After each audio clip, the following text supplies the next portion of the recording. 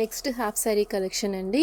ఇది వచ్చేసి మనకి డార్క్ వైన్ కలర్కి మస్టర్డ్ ఎల్లో కలర్ కాంబినేషన్ అయితే వచ్చేసింది.